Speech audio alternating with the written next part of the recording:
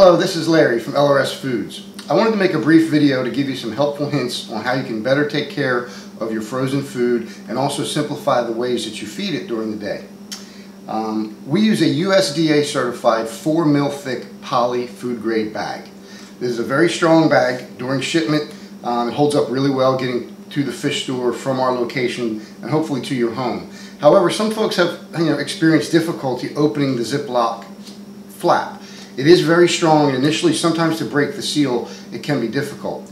I can tell you with certainty, if you grab the bag like this and pull it apart, you will end up ripping the seam once the seal does finally let go. A much better way to do it is to take the flap like this and peel it back as if you're opening a book. If that doesn't work or you don't have the knuckle strength to do that, I recommend taking the flap like this, holding it, and then slowly pulling your elbows together, and it will open the seam. You will do this, it will be much easier, and you won't get that bag starting to rip at the beginning. If that still doesn't work, what I'd recommend is taking a little droplet of water under the spigot and putting it right at the top of the bag. You let that water sit there for about 10 seconds, maybe even a little bit less. Pour it out down the drain. That'll help the bag open up like butter every time, and you won't rip the bag. Now, a lot of customers, what they like to do, and I recommend doing this for service customers, or if you're going to go on vacation and you want to control how much people feed, a lot of people have asked us, are you going to make a cube product? And in 2013, we looked into the equipment to make a cube product, buy the packaging, buy the foil laminate, and also buy the heat sealer to produce a cube package. However, we learned that we would have to add about 50% more water to the food. Also, we would have to process it down to a much finer puree, which I really did not want to do. So I didn't want to ruin the blend. But there is some good news. You can make your own cubes at home very simply.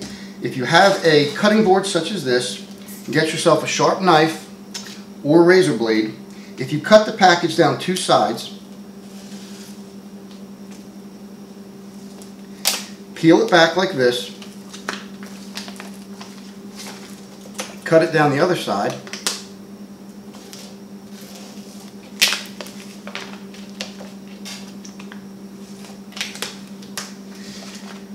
then take your knife like this.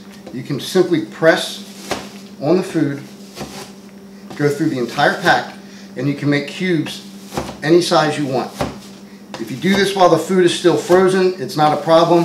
Unlike trying to cut a food that had a lot of water in it or trying to cut an ice cube, you won't have a problem with that squirting out from under the knife. Our foods are pressed to be free of excess water, and then you've got perfectly sized cube for your tank. Now, what I also like to do is put these cubes in a little cup like this with a lid, and then, for example, we went away to Reefapalooza. We made up 20 of these for our 3 different tanks, and we labeled them what food went to each tank.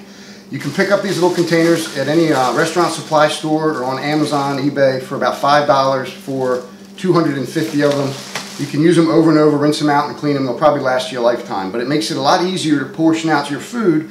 And then what I would do is take these cups and put them in a Ziploc bag. That way you block out any other excess moisture or air getting into the food when it's back in the freezer. Now, I would tell you also, if you want to keep your food fresher longer, minimize the amount of time the food is out of the freezer. What I mean by that is, normally when I open up a pack of food, I take it out of the freezer, break off a little piece like this, take that piece of food like this over to my tank, and then feed it. If you let the package of food sit on the counter, answer a couple text messages, take a phone call, check Facebook, and condensation forms in there, when you put it back in the freezer, you're going to start to see a lot more freezer ice crystals and deteriorate the product quicker. So minimize the time it stays out of the freezer, and also when you're going to and from the pet store to buy your food, take a cooler along with you and also get a gel pack of ice in there. The food will stay a lot fresher, a lot longer, and you won't have any type of breakdown of the nutritional value of the food from freezing and thawing back and forth. Another good idea that I like to do with these little cups is I take my seaweed and I break it up and shred it and put it in the cup. This way, when I fill this little cup up with water to defrost the food, I let it sit for about 10 minutes and the seafood soaks into the seaweed. And then I just simply go over to the tank and dump it all in, and then the fish and the tangs and herbivores can eat the seaweed as it's floating through the water column. I found that to be a great way to use the product, and it works really well.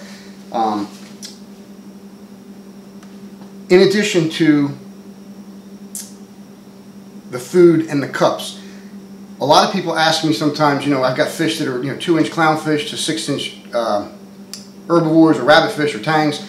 This food really is a one-size-fits-all food if you handle it properly. If you take the food out of the package and put it into the aquarium without agitating it, the natural proteins will stick together and help the food stay in a little bit of a clump.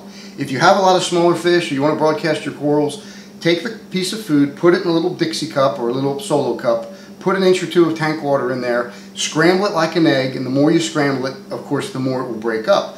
The food is sort of designed that way. We try to leave it a little bit textured for larger fish, and also it can be used for smaller fish as well. Again, if you have really tiny fish, you can always take the food, and when you put it on the chopping block or on your little, you know, paper plate, all you need to do is mince the food up like this. I mean, yeah, you have to touch the food a little bit, but by chopping it up like you're mincing garlic, you can make the food tailored to almost any size fish that you want. So I hope those are just a couple of things that, you know, let you open the package easier, help make your own cubes at home, help prepare the food for getting ready to feed. If you choose not to do any of this and you just want to buy the product and just take it right out of the package, I always recommend sticking it in another gallon Ziploc freezer bag. Burp all the air out of it. It'll keep it a lot fresher that way. Also, don't store your food on the door where it's subjected to being open and closed all day and temperature swings. Keep the food in the lowest temperature area of the freezer because of the fats and the oils and the nutrition and the nutrients that are in here. You want to keep it as cold as possible. If you do that, it will last you months and months and months in the refrigerator, in the freezer. Another issue is refrigeration, now that I mentioned that. We do not recommend storing the food any longer than 24 hours in the refrigerator in water. I've read on a lot of forums that customers will take the food, thaw it out, and leave it in the refrigerator for a week. That's not a best practice. I wouldn't do that. The reason being is even though we get extremely fresh seafood delivered here a couple days after the harvest, it may sit here for a day or two, then we process it, then we freeze it. So that fish has already been out of water if it's in fact like a perch or a shrimp or an oyster or a scallop. It may have already been out of water 4 or 5, 6 days before it got to us. Then it may sit in the shop for another 2 days before we process it. And then when you take it home and thaw it out and you let it stretch for another 7 days, at the end of that 7-day period, I think the proteins are starting to break down and some of the lipids may be turning rancid. So we never recommend keeping the food thawed out for more than 24 hours in the fridge. 2 days, absolutely the max.